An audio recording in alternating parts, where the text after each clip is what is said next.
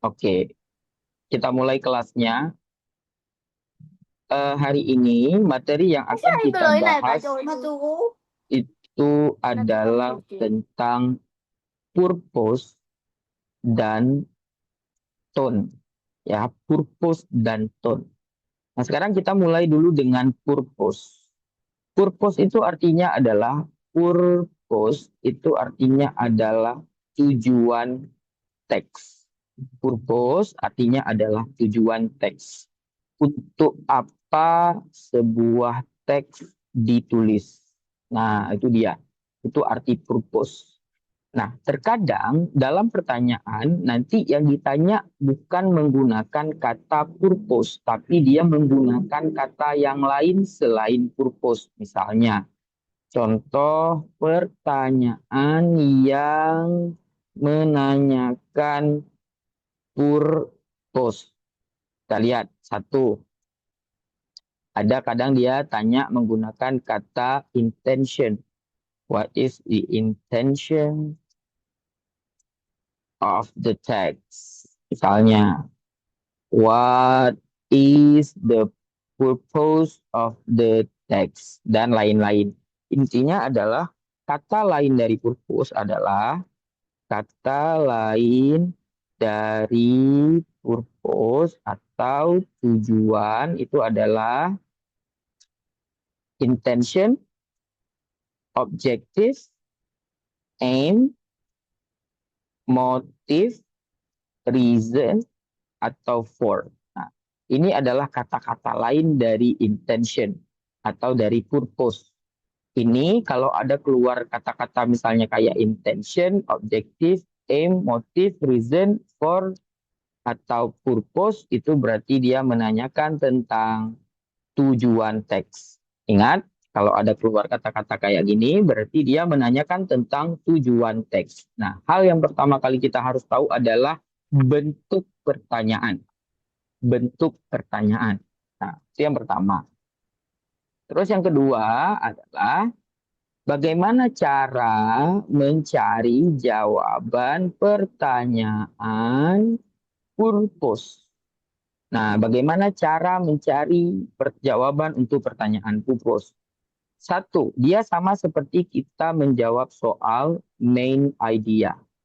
Sama seperti kita mencari jawaban soal main idea, yaitu dengan membaca setiap awalan paragraf.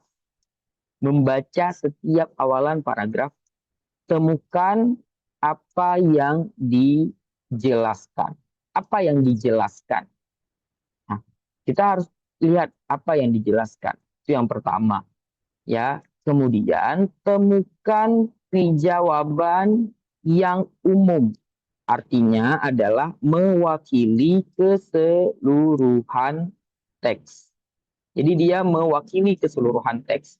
Jangan memilih pilihan jawaban yang hanya mewakili per paragraf.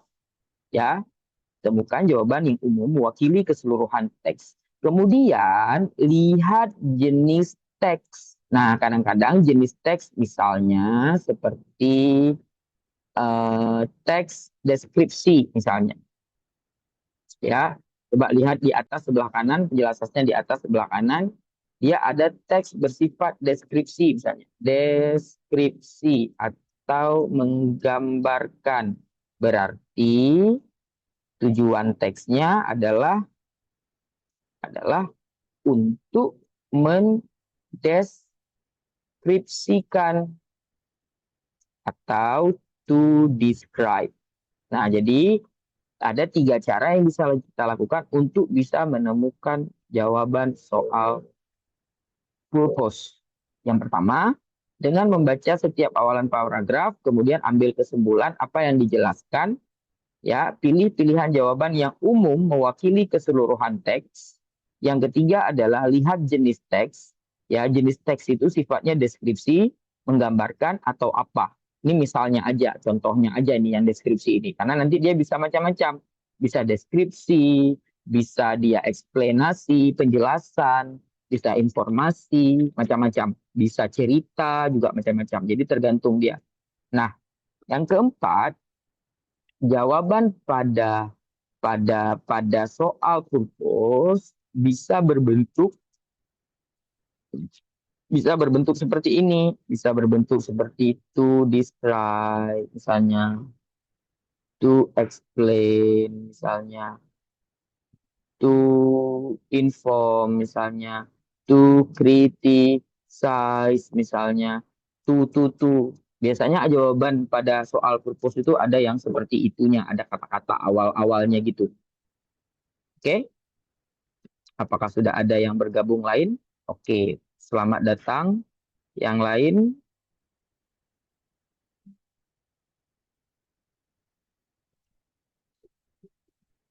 oke. Nah, itu dia sedikit tentang purpose ya. Kita ulang sedikit. Purpose itu adalah tujuan teks ya. Untuk apa sebuah teks itu ditulis? Nanti ada pertanyaan, misalnya kayak pertanyaan what is the intention of the text misalnya, atau ada pertanyaan what is the purpose of the text. Nah, berarti itu menanyakan tentang tujuan teks. Nah, dia nanti kadang-kadang menggunakan kata-kata yang berbeda tapi sama-sama menanyakan tentang purpose. Misalnya dia nanyain tentang intention, itu sama, itu juga menanyakan tentang tujuan teks. Objektif itu sama, juga menanyakan tentang tujuan teks. Aim juga menanyakan tujuan teks. Motif juga menanyakan tujuan teks dan lain-lain. Dan reason for purpose dan lain-lain itu menanyakan tujuan teks. Kita disuruh cari tahu untuk apa sih teks itu dijelaskan, apakah untuk menggambarkan, apakah untuk menjelaskan, apakah untuk menginformasi, apakah untuk membandingkan dan lain sebagainya. Nah, cara cari jawabannya sama seperti kita mencari main idea. Ya, saya ulangi sekali lagi, cara mencari jawaban sama seperti mencari main idea. Kita baca setiap awalan paragraf atau akhir. Awalan atau akhir paragraf, temukan apa yang dijelaskan. Ya, temukan jawaban yang paling umum, yang paling mewakili keseluruhan teks. Oke? Nah, jadi nanti biasanya pada pilihan jawaban kita akan temukan yang seperti ini. Ya, ada temukan kata misalnya kayak to describe, to explain, to inform, to criticize, dan lain sebagainya. Nah, sekarang coba kita lihat soal yang pertama yang ada di pretest. Nah, nanti kita setelah ini baru kita lihat tone. Ya, nah, ini adalah soal yang pertama yang ada di pretest. Ini adalah soal yang pertama yang ada di pretest. What is the purpose of the text? Apa tujuan dari teks ini? Nah, ini ada kata purpose menanyakan tujuan dari teks. A, to inform, ya, untuk memberitahu.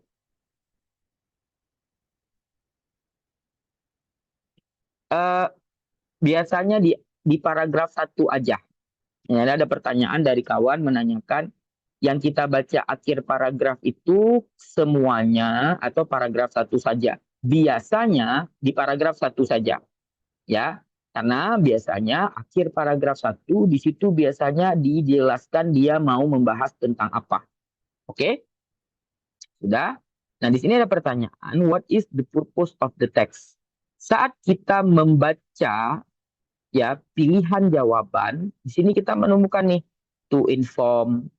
Inform artinya untuk memberitahu.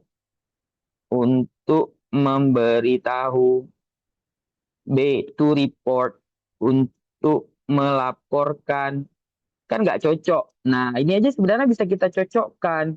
Nggak cocok kan eh, untuk melaporkan eh, fitur-fitur atau ciri-ciri kanguru. Masa ciri-ciri kanguru dilaporkan? Ciri-ciri kanguru itu dikasih tahu atau digambarkan, ya kan? Nah, encourage itu artinya untuk mendorong atau memotivasi orang, untuk menggambarkan, untuk meningkatkan. Nah, ada nomor A sampai E. Untuk memberitahu, untuk melaporkan, untuk mendorong. Encourage ini artinya mendorong. Describe ini artinya menggambarkan. Nah, sekarang coba kita lihat yang mana jawabannya. Kita copy dulu ini. Atau nampak semua nih, coba tes dulu ya. Kita enter ini ke bawah. Kita masukkan ini ke bawah nih.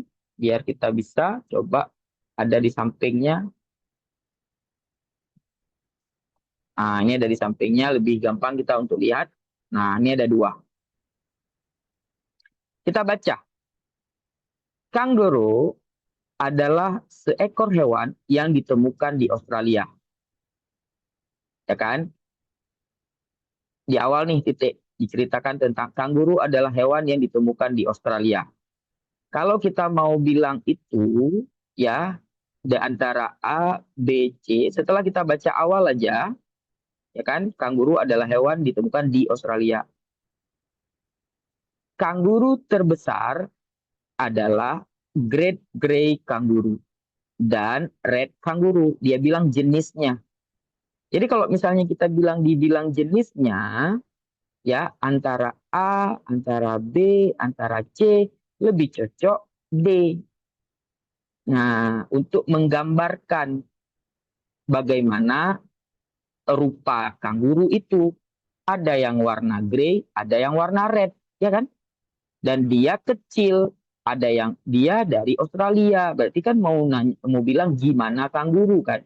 Kan nggak dibilang mendorong memelihara kanguru, nggak dibilang memelihara kanguru, ya. Kalau report nggak cocok.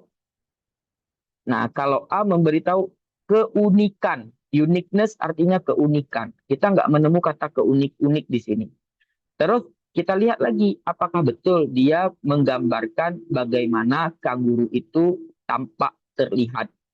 Nah, apakah betul? Nah, coba kita lihat.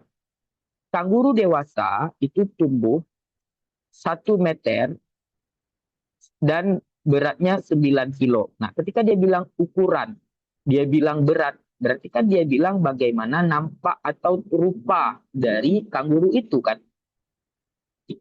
Jadi bisa kita bilang mau menjelaskan, menggambarkan bagaimana kanguru itu. Jadi jawabannya bagaimana kanguru itu? Oh, kanguru itu dia 1 meter 9 kilo. Kemudian oh kanguru itu makan grass, makan rumput dan tumbuh-tumbuhan misalnya. Itu kan oh kanguru itu dia berwarna grey, ukurannya besar. Nah, berarti kan itu adalah menggambarkan bagaimana kanguru itu. Jadi jawabannya ada di D.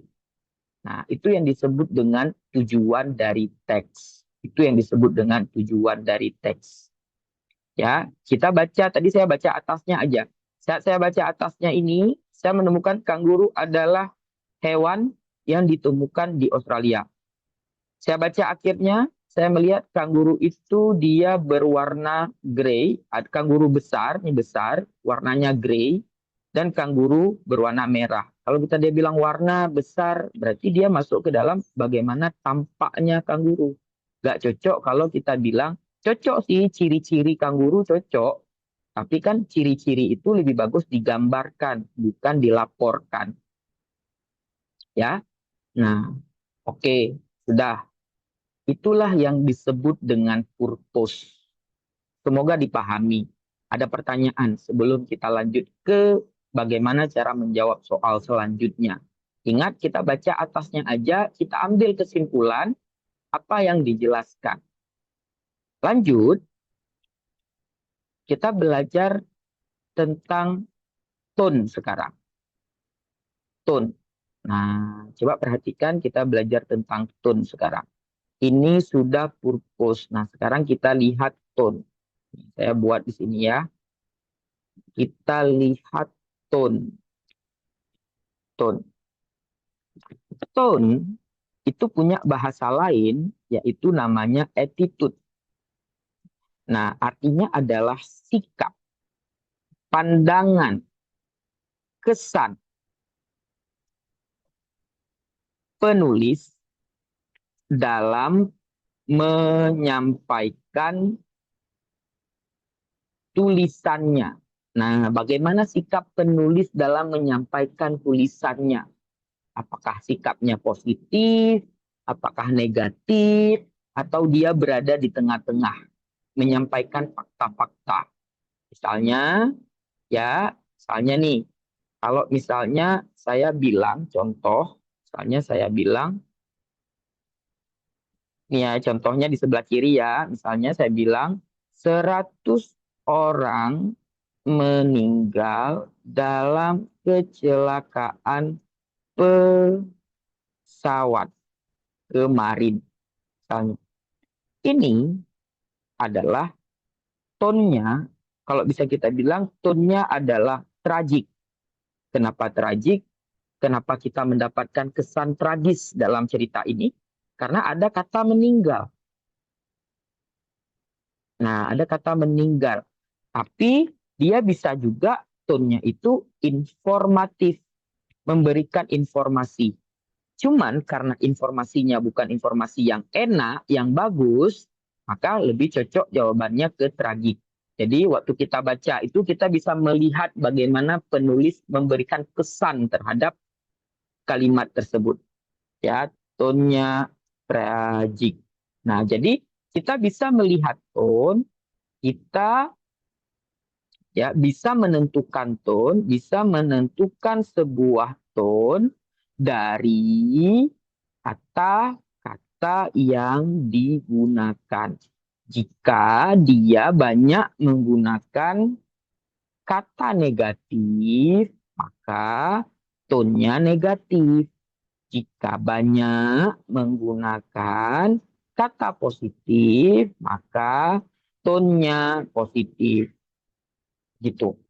Ya. Nah, sekarang coba kita lihat jenis-jenis kata-kata yang digunakan pada tone.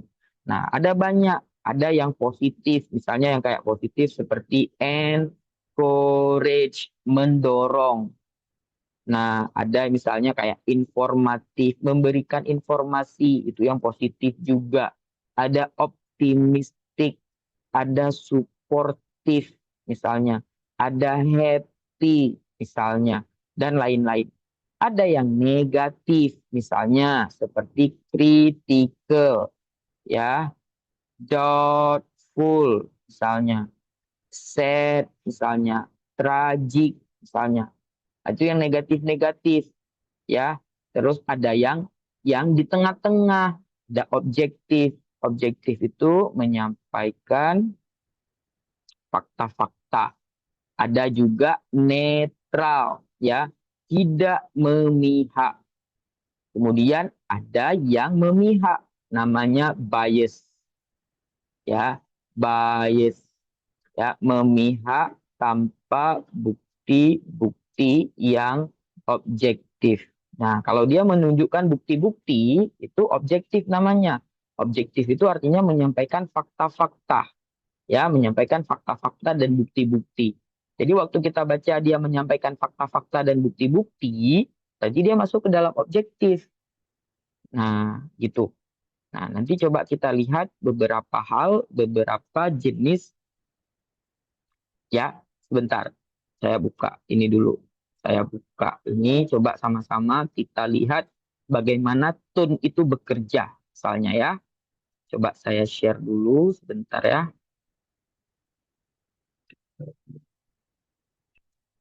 Nah, ini kalian sudah buka, sudah lihat layar di sini. Saya akan buka ChatGPT. Nah, saya akan melihat, saya meminta ChatGPT untuk can you make three sentences have we have encouraging tone. Three sentences have critical tone, and three sentences have concern objective tone. Three sentences have biased tone. Nah, kita lihat bagaimana contoh dikasih sama ChatGPT. Kita coba baca. Nah, misalnya nih, di sini ada contoh. Perhatikan, ini ada contoh. Nah, encouraging itu artinya mendorong orang lain untuk melakukan sesuatu secara positif atau memotivasi orang lain untuk melakukan sesuatu secara positif. Misalnya, ini dia bilang, keep up, ya, semangat, kerja kamu bagus, kamu berhasil membuat kemajuan yang luar biasa, misalnya. Ya, you are capable of achieving anything you set your mind. Keep up. Jadi ketika dia menggunakan kata keep up, mendorong orang lain, menggunakan kata-kata mendorong orang, berarti dia masuk ke dalam encouraging. Sudah. Next, sekarang kita baca yang bawah. Ada di sini critical. Critical ini negatif, mengkritik, tidak setuju akan sesuatu. Coba kita lihat contohnya, this project ini membutuhkan uh, a lot of work. Ya, membutuhkan banyak kerjaan sebelum mencapai standar. Berarti proyeknya masih belum ada standar, jadi masih ada dikritik, masih didorong untuk diperbaiki. Nah, misalnya di sini dia menggunakan kata miss. Kamu ketinggalan beberapa hal penting. Berarti dia mengkritik orang lain karena orang lain sudah ketinggalan beberapa hal penting. Nah, itu contohnya. Next, kita coba lihat yang objektif. Nah, coba kita lihat yang objektif. Nih, coba perhatikan. Ketika dia menggunakan data-data, ya, data menunjukkan bahwa 5% peningkatan dalam penjualan. Nah, misalnya dia menunjukkan data ada 100 orang yang menyukai ayam goreng ketika berbuka puasa. Ada 50 orang yang suka sama bakwan dalam survei tersebut misalnya. Nah, itu kan bentuk objektif. Ketika dia menunjukkan data-data objektif tapi terkesan negatif, misalnya data-data negatif, ada 100 orang sakit diabetes, ada 1.000 orang meninggal misalnya. Nah, itu nanti akan masuk ke negatif. Oke? Sudah itu contohnya. Kemudian yang ke selanjutnya ada bias. Bias itu artinya adalah ketika kita membela sesuatu, tapi kita tidak memberikan data-data yang valid atau data-data yang objektif atau fakta-fakta yang objektif. Itu masuk ke dalam bias. Misalnya nih, dia bilang nih, metode ini adalah pilihan terbaik. Metode ini adalah pilihan terbaik karena metode ini lebih superior ya dari to any alternatif daripada metode lain. Dia tidak menunjukkan fakta-fakta kenapa superior, kenapa terbaik. Dia hanya menganggap itu baik tanpa ada data-data fakta-fakta. Nah, itu yang disebut dengan bias. Ya, itu yang disebut dengan bias. Nah, kalau dia tunjukkan fakta-fakta atau data-data, maka itu masuk ke dalam objektif. Itu contohnya. Jadi waktu kita baca itu kita menemukan kesan itu. Ketika menemukan kesan itu, disitulah kita memilih mana atau tone apa, ke arah mana, ke tone mana dia tuju. Oke, itu contohnya ya. Itu contoh yang dibikin sama si ChatGPT ini. Coba sekarang kita balik ke soal. Nah, misalnya nih, kan, misalnya nih dalam kalimat ini, dalam teks kanguru ini, dalam teks kanguru ini ada pertanyaan, dia menanyakan tentang apa tone dari teks ini, ya, apa tone dari teks ini. Ada objektif, ada informatif, ada critical, ada encouraging, mengajak, ada optimis. Nah, coba teman-teman baca. Ya, saat kita baca, di sini kita menemukan dia bilang, kanguru itu adalah hewan yang ditemukan di Australia. Ya, ini lebih ke informatif. Kenapa dia memberitahu kita, memberikan informasi bahwasanya kanguru ditemukan di Australia. Hewan dari Australia, kan kasih info tuh. Ya. Kemudian dia bilang kanguru itu ya bisa bertumbuh hingga 1 meter panjangnya, tingginya, dan beratnya 90 kilo. Itu juga informasi yang diberikan. Ya kan? Jadi kanguru itu makan apa tuh nama rumput dan tumbuhan. Itu juga informasi. memberikan informasi tentang kanguru. Berarti setelah kita baca, tone dari penulis dalam teks ini lebih ke informatif. Kan nggak ada dia mengajak kita, kan nggak ada dia mengkritisi. Nah, kenapa bukan objektif? Objektif itu lebih ke argumen-argumen. Ya, objektif itu lebih ke argumen atau pandangan-pandangan. Kalau ini kan bukan pandangan, tapi informasi. Nah, kadang-kadang kalau seandainya di soal ini nggak ada pilihan jawaban informatif, maka jawaban yang lebih kena adalah objektif. Objektif dan informatif lebih mirip-mirip ya. Yang membedakannya objektif itu lebih ke pandangan yang menunjukkan fakta-fakta, bukan informasi. Misalnya, eh, menurut saya makan gula itu tidak baik. Nah, itu bias. Ketika saya bilang menurut saya makan gula itu nggak baik, itu bias. Tapi ketika saya bilang menurut saya makan gula itu tidak baik karena dalam gula itu terkandung banyak penyakit. Menurut penelitian ada penyakit yang yang bisa ditimbulkan karena gula yaitu diabetes. Makanya makan gula tidak baik. Nah, itu masuk ke dalam objektif karena menunjukkan fakta-fakta. Tapi ketika saya bilang misalnya dalam gula itu eh, ada zat-zat yang bisa membuat penyakit diabetes. Nah, itu masuk ke dalam informatif. Nah, apa bedanya? Kalau objektif dia punya argumen, terus fakta. Kalau informatif dia hanya fakta-fakta saja, memberikan informasi, bukan argumen. Itu dia ya. Tapi mereka sebenarnya agak mirip-mirip. Nah, sekarang coba tes kita latihan next selanjutnya. Kita ke ini. Nah, coba teman-teman kan udah pada jawab nih. Coba kita teman-teman jawab dulu nomor 3 ini. Nah, coba teman-teman jawab nomor 3, tolong dijawab di kolom chat. Nah, kita baca nih aja, kita baca nih. Perubahan pada jurnalisme yang terjadi waktu ini.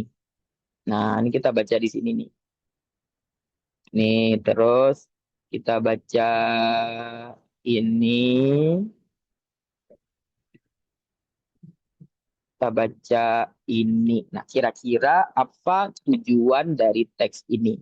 Ingat, yang mewakili semuanya. Jangan hanya mewakili satu paragraf, tapi mewakili semua paragraf. Silakan teman-teman dijawab di kolom chat.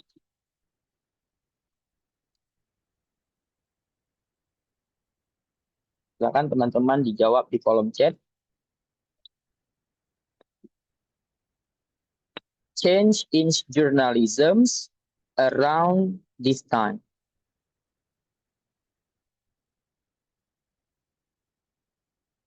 Perubahan dalam bidang jurnalisme di tahun ini, di tahun-tahun ini.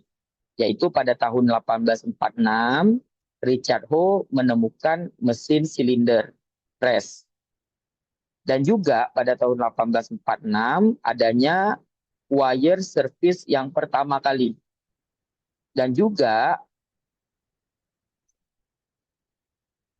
ada ini, ada tipe baru dari koran, koran tipe baru. Nah, di tahun 18-an itu ada koran tipe baru. Nah, itu apa? Disebut dengan apa? Coba teman-teman dijawab dulu di kolom chat.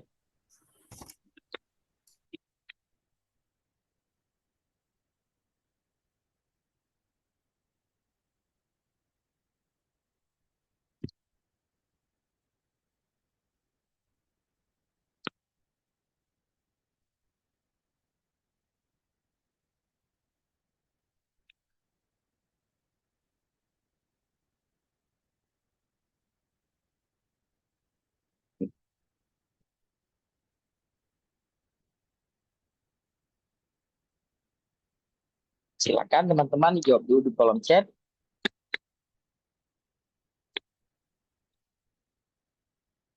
Oke. Nah, perhatikan ya. Perhatikan. Dia bilang adanya perubahan dalam jurnalisme yang terjadi di tahun-tahun ini.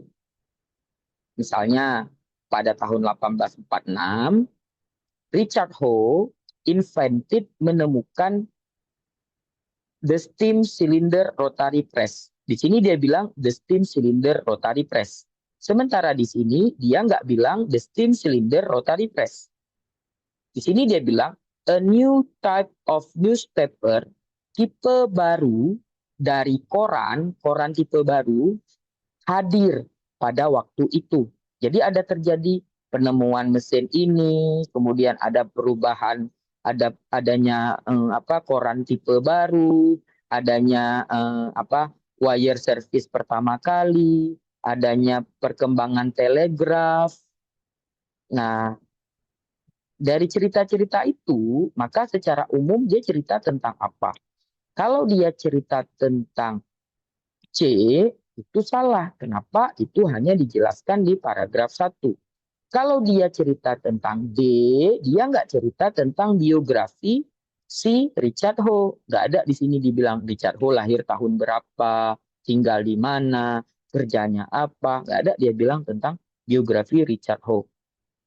Ya, kalau kita mau jawab tentang itu cuman ada di paragraf kedua. Ini kan di paragraf kedua, a new type newspaper appear around this time. Tidak mewakili paragraf 1. Nah, jadi pastikan pilih pilihan jawaban yang mewakili semuanya.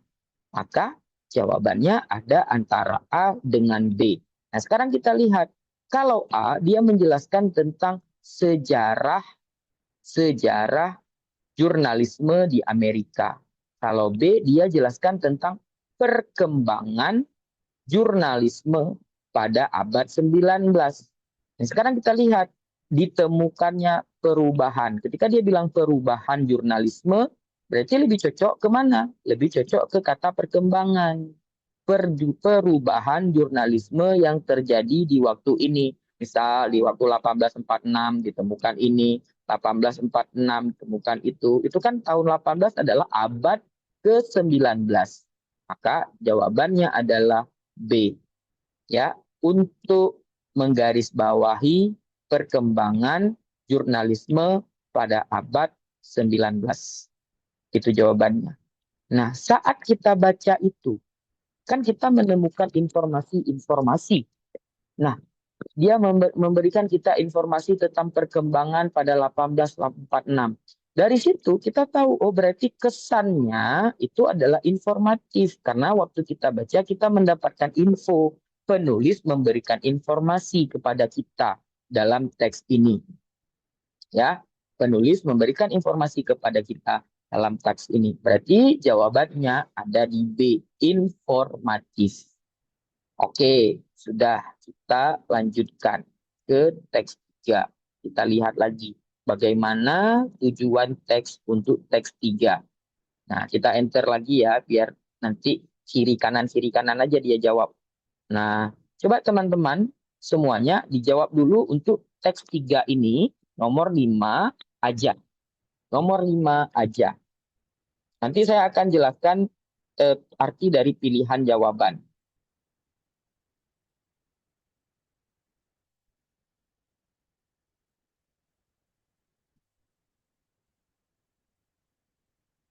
Silakan teman-teman dijawab dulu di kolom chat. Ya, silakan dijawab dulu di kolom chat.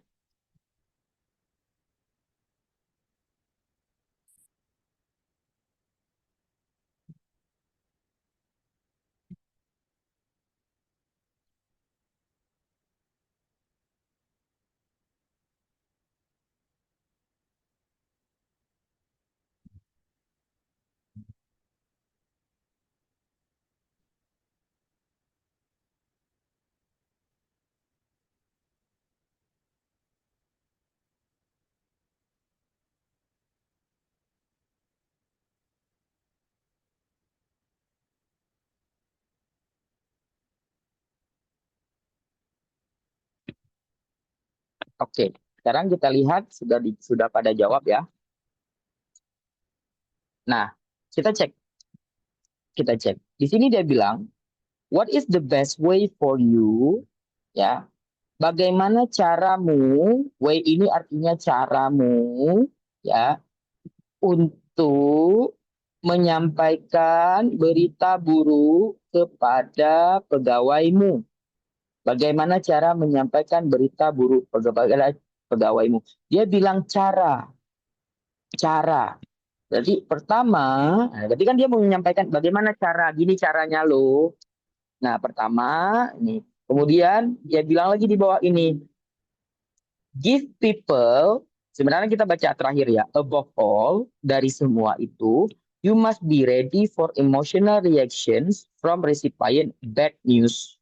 Cara menyampaikan bad news, give people time to digest your news. Nah, kalau dia bilang cara menyampaikan ini, berarti kan dia sedang bukan sedang menggambarkan, tapi sedang menuntun orang. Guide itu artinya menuntun, ya, membimbing atau menuntun artinya. Oke, oke, membimbing atau menuntun itu arti dari guide. Describe itu artinya menggambarkan. Nah, nggak cocok di sini menggambarkan, karena kalau dia bilang cara, berarti kan sedang mengajarkan cara menuntun orang, ya kan? Menuntun orang untuk ini. Jadi menuntun orang bagaimana deliver, artinya menyampaikan ya berita buruk kepada employee. Maka jawabannya ada di B, betul. Nah, sekarang coba kita lihat. Kalau orang sedang menuntun kita, berarti dia lagi ngapain? Nah, coba kita lihat satu persatu. Mengkritik, instruksi, ya, mengajarkan,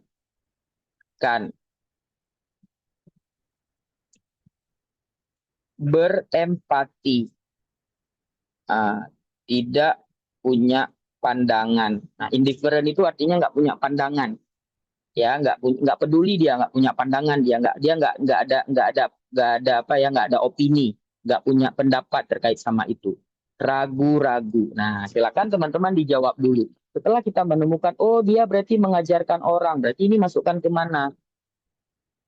Kan menuntun, ya. Maka ya yang cocok kalau dia menggunakan kata menuntun, guide, kan nuntun nih, dia kasih cara-cara kan. Kalau dia kasih cara-cara, berarti yang paling cocok jawabannya adalah dia sedang memberikan instruksi.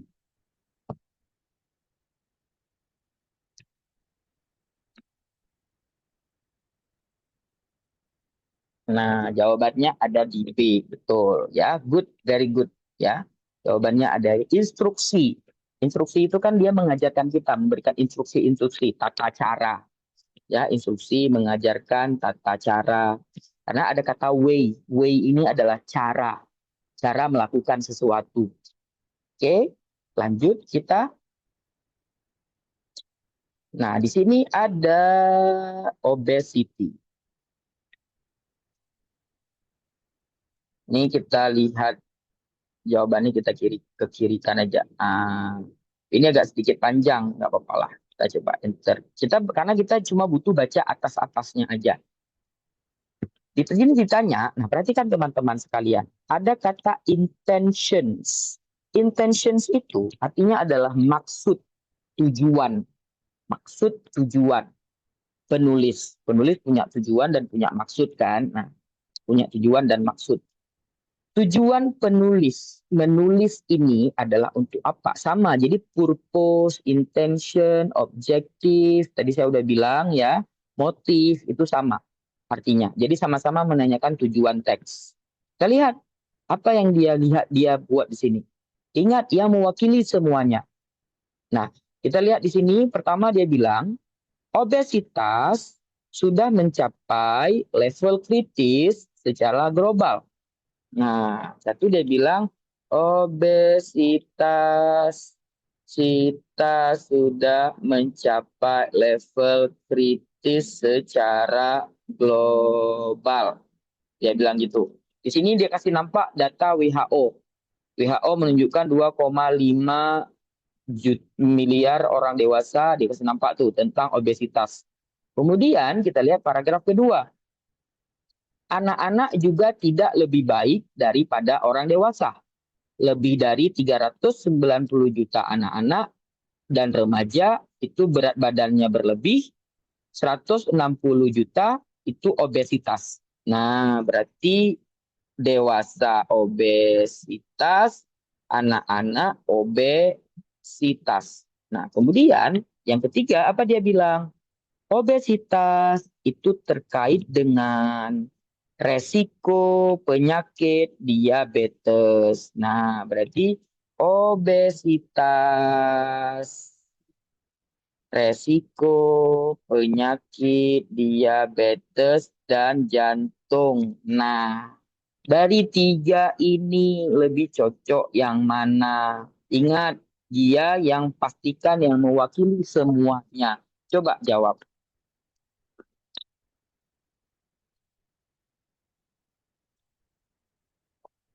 Coba jawab. Coba jawab semuanya.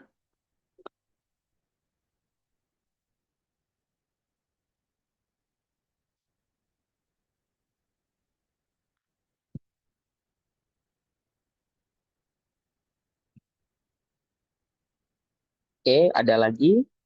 Nah, perhatikan di sini. Kan nggak lucu kalau seandainya kita jawab A. Kenapa? A itu hanya dijelaskan, misalnya nih, untuk memberikan data atau laporan WHO. Itu kan cuma ada di paragraf 1 dan 2. Data WHO malah cuma ada di paragraf 1 nih. Ya kan? Data WHO tidak mewakili semuanya. Pastikan mewakili semuanya. Kalau dia jelaskan tentang hubungan obesitas sama mental health, nggak dijelasin. Mana dia bilang mental health? Yang ada, dia jelaskan obesitas dengan diabetes. Itu yang ada. Misalnya yang C, untuk menggarisbawahi, untuk menunjukkan isu-isu tentang obesitas.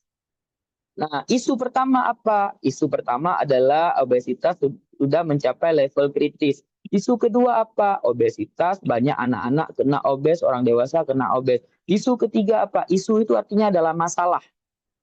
Isu itu artinya adalah masalah, permasalahan. Permasalahan ketiga apa? Penyakit diabetes dan jantung.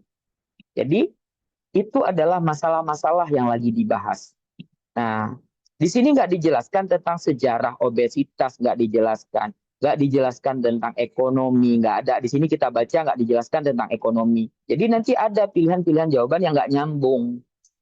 Nah, berdasarkan ini adalah pilihan, kalau dia menyampaikan data-data kayak gini, 2,5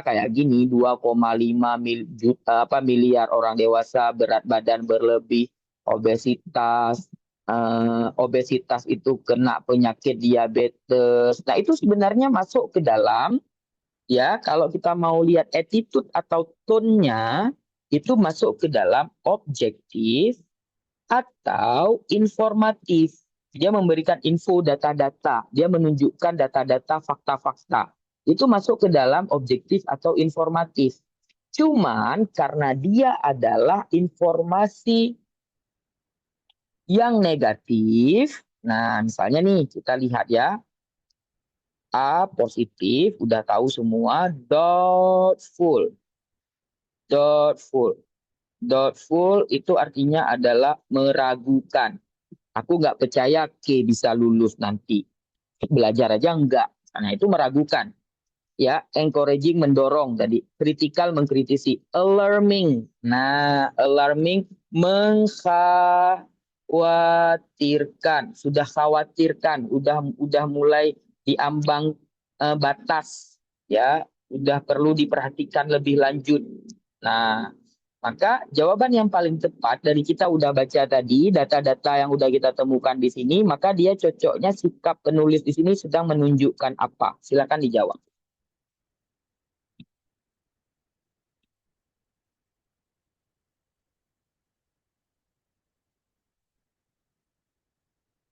Iya, jawabannya ada di E. Ya, nah jawabannya ada di E, alarming. Nah, ini sudah alarm, udah alarm, udah bunyi alarm, berarti sudah mengkhawatirkan, harus jaga-jaga. Nah, dari mana kita bisa tahu? Dari kata-kata yang dia gunakan. Misalnya dia katakan kata kritik, critical. Critical itu artinya kritis. Nah, di sini artinya kritis, bukan mengkritik ya, tapi kritis. Kritis itu udah di ambang batas. Ya, oke, sudah. Berarti jawabannya ada di alarming. Kenapa bukan kritikal? Karena kritikal di sini maknanya lain. Kritikal di sini maknanya adalah tidak setuju, memberikan pendapat tidak setuju, mengoreksi. Itu dia. Nah, eh, selanjutnya yang terakhir ini, yang terakhir. Habis ini baru kita coba jawab apa? Post test selama 10 menit ya. Post test jawab selama 10 menit. Ya, coba teman-teman jawab dulu inilah. Jawab ini dulu lah. Jawab ini dulu. Ya, ini misalnya di sini dia bilang YJ serial Kim's attitude terkait dengan crash. Nah, attitude-nya si ini, si YJ ini terkait dengan the crash. Karena ini ceritanya tentang crash. Crash itu artinya adalah kecelakaan pesawat. Nih kan, kecelakaan pesawat. Nah, bagaimana attitude atau sikap dia terkait dengan kecelakaan ini? Mari kita lihat. YJ, mana YJ? Nih, YJ. YJ bilang apa? Coba kita baca YJ bilang apa. Kita copy. Khusus YJ aja kita copy. Copy khusus YJ. Kemudian kita cocokkan dengan pilihan jawaban. Hmm. Kira-kira apakah dia bilang tragis? Karena ini negatif kan? Urgent, positif, mendorong. Karena encouraging ini adalah mendorong ke sesuatu yang positif.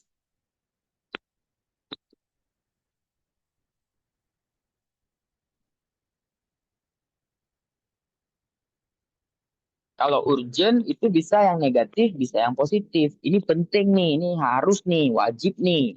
Coba dijawab dulu. Kira-kira ini masuk ke dalam tone atau attitude apa?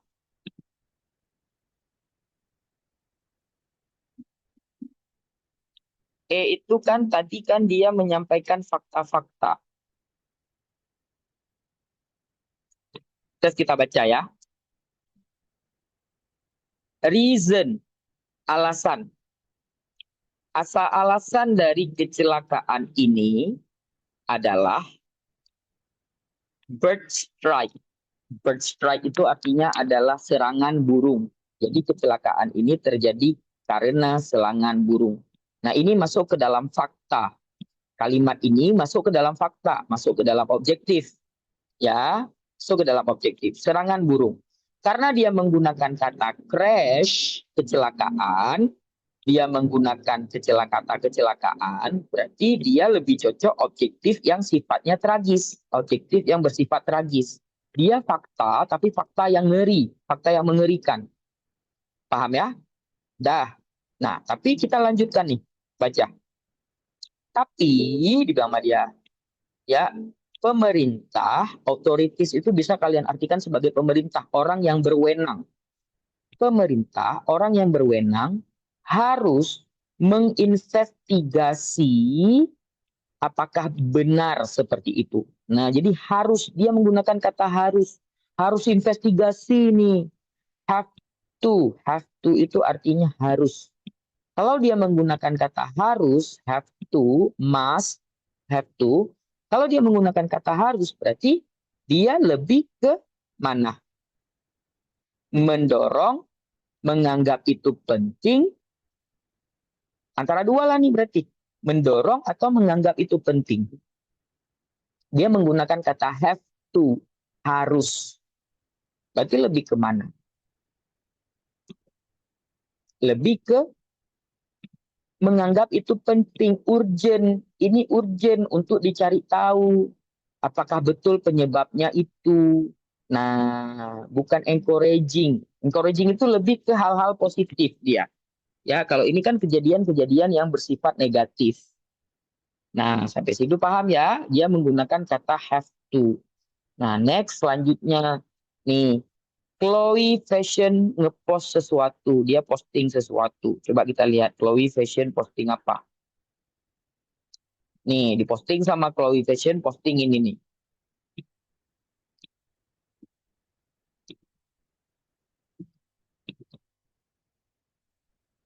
Nah, coba kita lihat. Nah, dibilang apa di sini? Dia bilang this is horrible. Mengerikan dibilang sama dia. Ya kan? They said a bird strike, adanya serangan burung. Ya, kemudian cuaca buruk juga. Nah, kalau dia menggunakan kata horrible, mengerikan, berarti masuk ke dalam tragis. Tapi kita harus baca sampai habis. So, why, kenapa mereka tidak bisa membangun double propellers untuk mencegah kejadian ini? Kenapa dia nggak membangun itu untuk mencegah kejadian ini? Nah, ada kata-kata ini. Ya kan? Solusinya adalah bangun double propellers in case kalau-kalau terjadi kecelakaan lagi. Kenapa mereka nggak lagi untuk mencegah kecelakaan ini? Ini artinya tragis,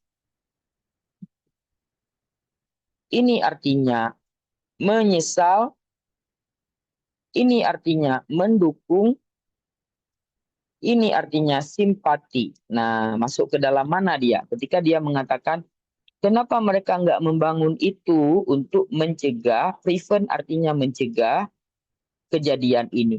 Cocok yang mana?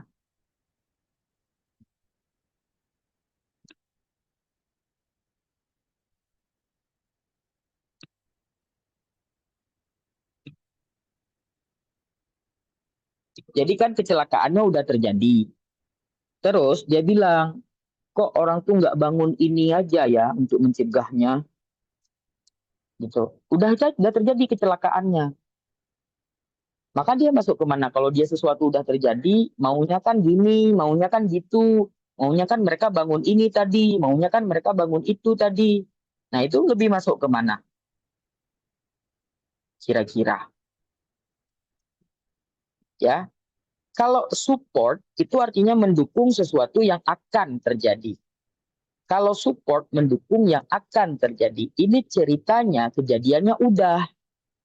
Nah, jadi dibilang kenapa mereka tidak bisa bangun double propellers untuk mencegah kecelakaan ini. Padahal kecelakaannya udah terjadi. Ya, itu lebih ke menyesal, regretful. Maunya kan gitu, maunya kan gini. Nah, itu dia. Oke. Jadi jawabannya adalah regretful karena dia maunya dibangun, taunya kan nggak dibangun, akhirnya kecelakaannya terjadi, akhirnya tidak tercegah kecelakaannya. Oke, sudah demikian untuk yang pre-test. Saya nggak tahu apakah post-test sudah di-post belum atau belum. Saya tanya dulu ya.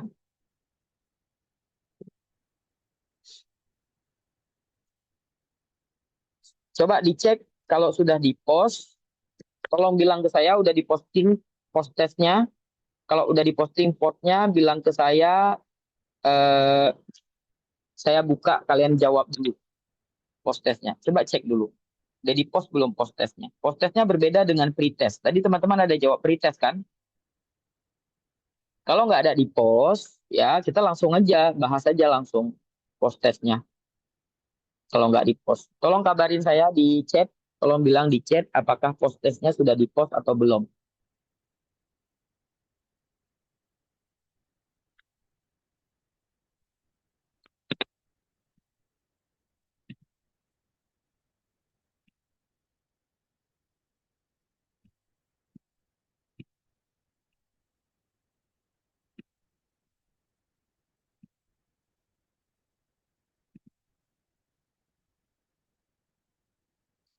Apakah post-testnya sudah di post atau belum? Udah di post atau belum, Dek?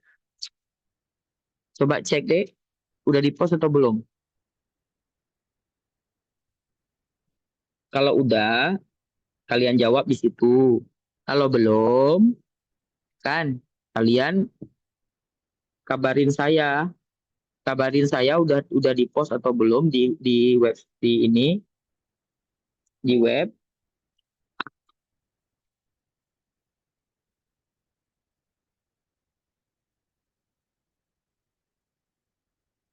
Kalau belum, mending kita bahas aja langsung di sini. Oke, kalau belum kita bahas aja langsung di sini ya. Kalau belum kita bahas aja langsung di sini.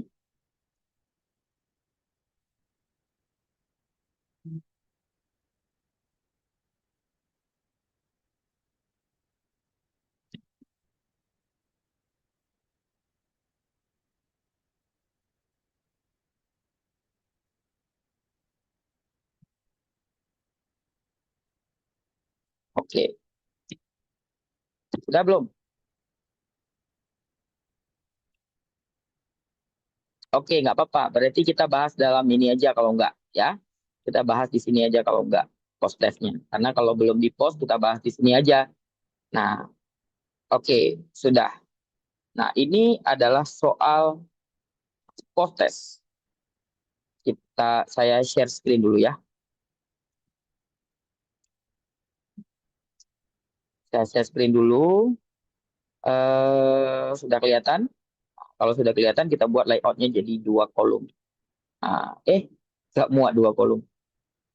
Muat nih kalau kita angkat ke atas muat.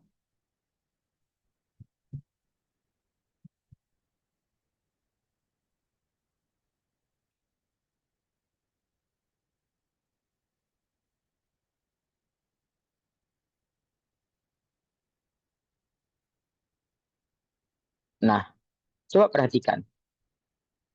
Di sini ada pertanyaan yang menanyakan tentang apa tujuan dari thread ini. Ini thread namanya ya. Kalau misalnya kalian menemukan soal bahasa Inggris yang ada kotak-kotak ini artinya adalah thread. Oke, ini artinya adalah thread. Apa tujuan dari thread ini? Coba kita baca satu persatu. Sekolah adalah tempat di mana anak-anak memulai perjalanan mereka menuju hidup yang kompetitif, hidup yang bersaing. Nah, terus di sini, haruskah kompetisi di sekolah dimoderasikan? Nah, berarti pilihan jawaban yang paling kena yang mana dari yang kita baca itu tadi? Dia membahas tentang kompetisi dan dia membahas tentang gimana? Ada yang Bro. Membahas tentang kompetisi dan membahas tentang sekolah kan? Mau ngajar ya, Gam. Aduh lah, dapetan. Hah? Nah, kompetisi di sekolah, diskusi kompetisi di sekolah, ya kan? Kan dia membahas tentang kompetisi di sekolah nih. Uh, uh, to criticize. Apakah dia mengkritisi atau dia mendiskusikan? Mari kita lihat di teks kedua. Nih.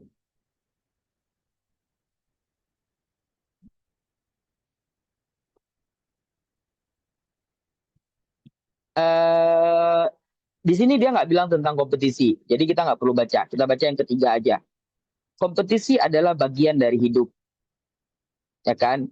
Nggak ada yang bisa memoderasikan alias menyeimbangkan atau mengkontrol emosi kompetisi kok mengkontrol emosi. Nah, di sini juga kita menemukan kata apa namanya kompetisi di sekolah harus dimoderasikan sehingga adanya kompetisi yang sehat. Nah, ketika dia bilang kayak gitu, itu maksudnya dia sedang berdiskusi tentang kompetisi di sekolah atau dia sedang mengkritisi kompetisi di sekolah. Kira-kira yang mana jawabannya?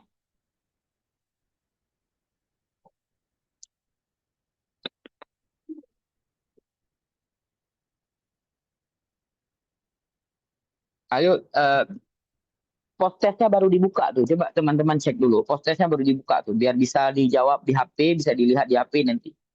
Post-testnya baru dibuka. Coba dibuka dulu, dilihat dulu.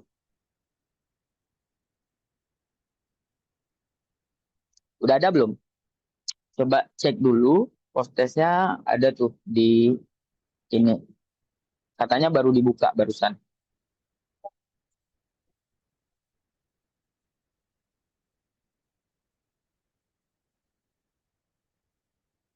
Udah kan? Nah, coba coba eh, dijawab dulu ya. Dijawab dulu. 5 soal. Berapa soal tuh? 11 soal ya. 11 soal. 11 soal berapa menit? 10 menit cukup. Cukup ya, 10 menit ya. Coba dijawab dulu. 10 menit, 10 soal, 11 soal. Nanti kalau udah jawab, dikabarin. Tolong dikabarin, kalau udah jawab, dikabarin, biar kita bahas beberapa aja kita bahas. Non Nacho.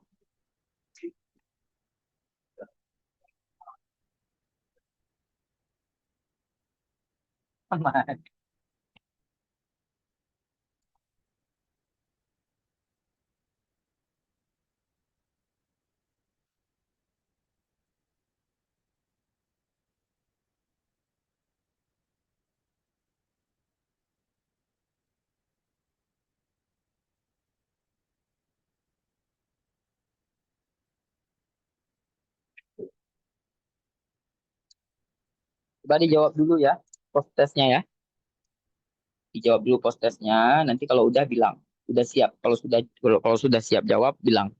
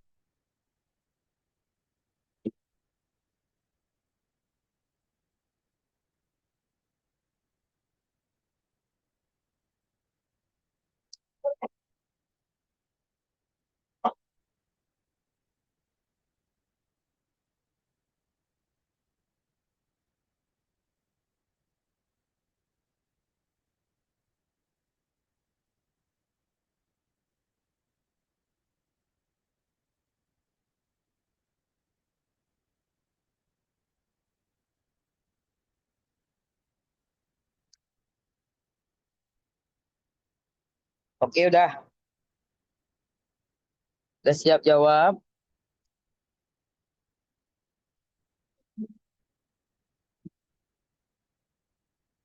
10 menit ya. Oke, 4 menit lagi ya.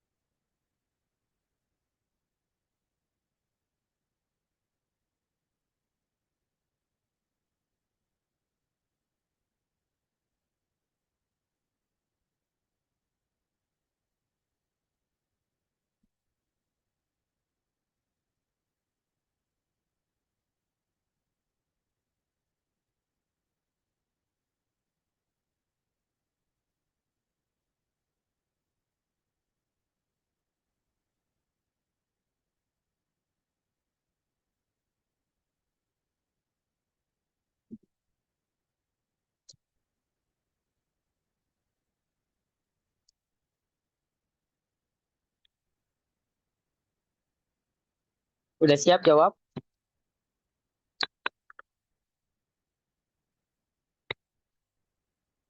Halo, sudahkah teman-teman selesai menjawab atau belum?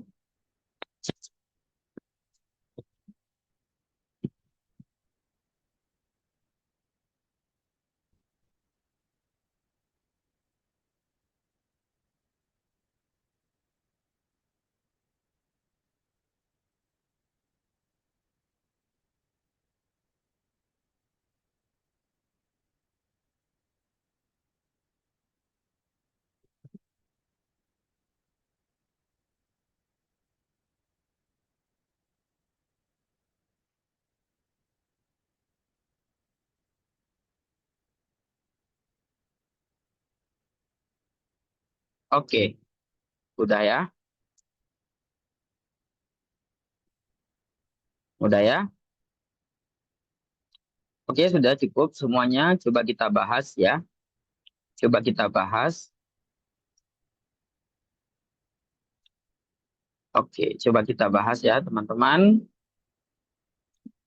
Kita bahas ini tadi yang nomor satunya kan udah kita jawab nih. Nomor satu tadi udah kita jawab. Jawabannya adalah mereka mendiskusikan kompetisi di sekolah. Nih, misalnya di sini dia membahas tentang, nah, haruskah kita memoderasikan atau menyeimbangkan kompetisi di sekolah? Nah, jadi dia mempertanyakan, bukan mengkritisi. Ya, mempertanyakan. Kalau orang bertanya kan lebih cocok memulai diskusi kan. Nah, kompetisi adalah bagian dari hidup, ya kan? whether the school or children, baik anak-anak mau sekolah maupun anak-anak mau itu atau enggak, itu adalah bagian dari hidup. Nah, jadi dia tidak mengkritisi, tapi mendiskusikan, membicarakan tentang kompetisi yang ada di sekolah. Jadi jawabannya ada di B. Nah, sekarang kita lihat yang dua. Apa tone dari thread ini? Nah, ketika dia bilang nih adalah sekolah adalah tempat di mana anak-anak memulai perjalanan mereka menuju hidup yang kompetitif. Nah, itu yang dia sampaikan adalah fakta, ya kan? Yang dia sampaikan adalah fakta. Kemudian juga di sini di Ardilo ini juga bilang ikan dan burung tidak bisa berkompetisi karena mereka punya kemampuan yang berbeda. Itu juga fakta. Ya, kompetisi adalah bagian dari hidup. Itu juga fakta. Nah, fakta-fakta yang disampaikan itu maka secara tone lebih cocok ke objektif. Nah, lebih cocok ke objektif. Objektif itu adalah ketika dia berpendapat, kemudian mendukung pendapatnya dengan fakta-fakta. Itu yang disebut dengan objektif. Nah, encouraging itu artinya mendorong. Nah, mendorong itu cuman ada di beberapa. Misalnya kayak di sini. Ini bukan mendorong malah, ini mempertanyakan. Ya, di sini mendorong ada eh, di si Haris Kumar. Nah, dia mendorong supaya sekolah itu menyeimbangkan kompetisi. Nah, jadi mendorong itu cuma ada di Haris Kumar ini aja. Di sini dia bilang kompetisi di sekolah harus diseimbangkan. Maka jawabannya ada di objektif. Kata it pada leksi. Coba kita lihat leksi ya. Di sini ada kata it. It itu berarti yang tunggal. Nah, yang tunggal. Di sini sekolah jamak. Ada S-nya nih, jamak kan? Competition children jamak. Children. Child tunggal, children jamak. Competition tunggal. Tunggal kan? Berarti jawabannya adalah competition. Sekolah can keep children away from competition. Bisa membuat anak-anak jauh dari kompetisi beberapa saat. Tapi lambat laun anak-anak akan menghadapinya. Nah, di sini apa? Competition. Maka jawaban untuk nomor 3 adalah competition. Ya. Oke. Next, sekarang kita lanjut. Nomor ini. Nomor teks ini. Perhatikan. Teks ini. Dia tanya, Caleb Beers memposting jawabannya untuk apa? Itu juga tujuan kan? Untuk apa sih Caleb Beers ini memposting jawabannya? His answer to, kita lihat Caleb Beers, apa yang dibilang sama Caleb Beers?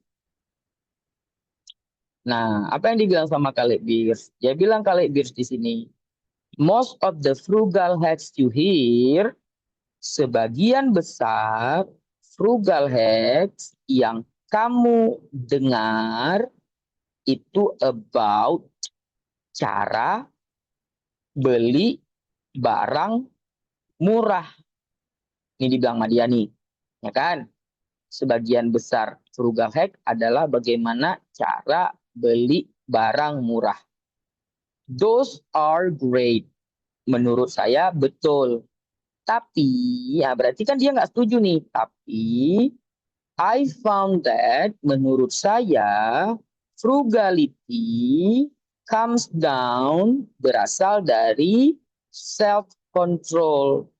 Nah, ya, berarti dia mau menyampaikan tentang self control. Jawabannya ada di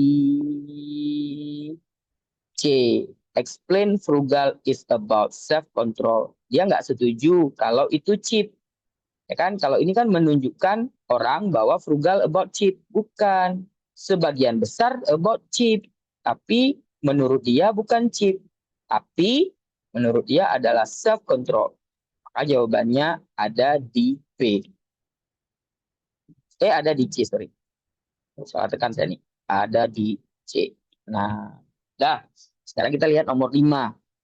Nomor 5, tone-nya apa? Nah, thread ini tone-nya apa?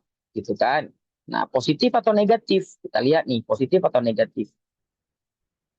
Harley Bear bertanya, apa tips-tips frugal terbaik kamu yang membantu kamu, yang sangat membantu kamu? Apa tips-tips frugal yang sangat membantu kamu? Ditanya sama Harley Bear nih. Harley Bear nanya, apa tips-tips frugal yang sangat membantu kamu? Terus Brianna jawab, bungkus makan siangmu, pack your lunch for school. Nah, jawabannya ini ya, jawabannya ini menjawab apa yang ditanya oleh si Brianna, oleh si Harley. Nah, dari situ kita bisa lihat kan nggak mungkin dia nggak open, ya kan? Atau tidak berpendapat, nggak mungkin karena tadi dia menjawab apa yang ditanya sama si Harley. Kalau dia menjawab, berarti dia bukan ngejudge. Ini ngejudge, menghakimi. Dia juga bukan kontra. Dia menjawab. Kalau dia menjawab, berarti ketika ada yang nanya, terus saya jawab, berarti saya sedang mendukung apa yang dia tanyakan. Bukan sedang respect itu artinya adalah respect itu artinya adalah menghormati. Enggak, kalau ada yang nanya terus saya jawab pertanyaannya sesuai dengan yang saya tahu, itu saya mendukung apa yang dia tanyakan. Ya, jawabannya A untuk nomor 5. Nah, itu tujuannya untuk apa berarti? Berarti tujuannya untuk membahas tentang frugal hack kan? Eh, Ditanya, menurut kalian apa frugal hack yang sangat membantu kalian? Berarti yang lain menjawab. Kalau menjawab itu membandingkan atau menjelaskan. Karena kan ini menjelaskan makna frugal hack. Membandingkan makna yang berbeda dari frugal hack. Ada yang nanya, ada yang jawab. Kalau yang jawab berarti tugasnya bukan membandingkan, tapi menjelaskan. Nah, jawabannya A untuk nomor 6. Kita lanjut. Ini kita habiskan nih. Ya. Nah, ini perhatikan. Perhatikan. Ketika dia mengatakan hal positif, sini dia bilang positif nih. Ya. Dia bilang, land reclamations diimplementasikan di beberapa negara. Ya, untuk tujuan-tujuan. Ya, untuk menambah area daratan, ya, lebih banyak daratan, maka lebih banyak bangunan. Positif kan? Positif. Nah, tiba-tiba dia bilang, tapi, nah berarti ketika dia bilang tapi, itu tandanya dia akan bilang yang negatif. Tapi kan, nah, gitu. Tapi kan, nah, however, ini artinya adalah tapi. Tapi, itu artinya however ya. Tapi, nah, berarti dia sedang ngapain? Pertama dia bilang, kamu cantik, kamu baik. Tapi, kamu tuh malas. Misalnya gitu. Berarti dia lagi ngapain? Kalau dia bilang tapi, berarti dia sedang mengatakan yang negatif. Satu-satunya pilihan jawaban yang negatif di sini adalah criticize. Ya, satu-satunya pilihan jawaban yang negatif di sini adalah criticize, mengkritisi. Oke, mengkritisi. Itu satu-satunya jawaban yang negatif. Oke, jawabannya ada di E untuk nomor 7. Nah, next. Kalau dia mengkritisi, jelas dong. Berarti sikap penulis di sini sedang mengkritik. D, jawabannya critical. Criticize, critical. Nah, udah. Itu nomor 8. Sekarang kita lihat nomor 9, 10, 11. Nah, perhatikan nih, perhatikan. Saya mau jawab, tujuan dari teks 4 ini apa? Ya, tujuan dari teks 4 ini apa? Coba kita lihat di awal.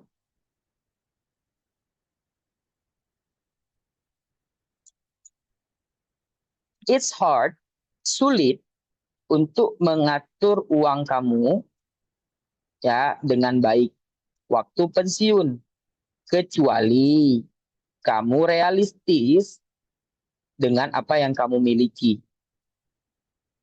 Pertama kali kamu harus, the first thing to do, yang pertama kali yang harus kamu lakukan adalah, berarti kan dia sedang menyuruh orang melakukan sesuatu. Kalau dia menyuruh orang melakukan sesuatu, berarti dia menyuruh orang untuk sedang memberikan nasihat. Advice itu artinya adalah nasihat. Advice itu artinya adalah nasihat. Memberikan nasihat untuk orang bagaimana mengatur uang. Nah, bedanya apa antara A sama B? Kalau ini adalah menjelaskan proses mengatur pengeluaran. Kalau yang atas mengatur uang. Nah, maka jawabannya ada di A. Sekarang kita coba jawab nomor 11. Kalau dia bilang, kamu harus lakukan ini, kamu harus lakukan itu. Berarti jawabannya ada di instruksional. Instruksional, memberikan instruksi-instruksi apa yang harusnya dilakukan oleh orang lain. Ya, kita bisa lihat dari kata to do yang dia lakukan. Hal yang pertama kali yang kamu lakukan adalah the first thing to do. Berarti kan dia sedang menginstruksi orang lain melakukan sesuatu. Ya, ada perintah-perintah dia. Nah, sekarang nomor 10. Berikut ini ya, mana statement atau pernyataan yang menunjukkan sikap positif terkait dengan financial advisor.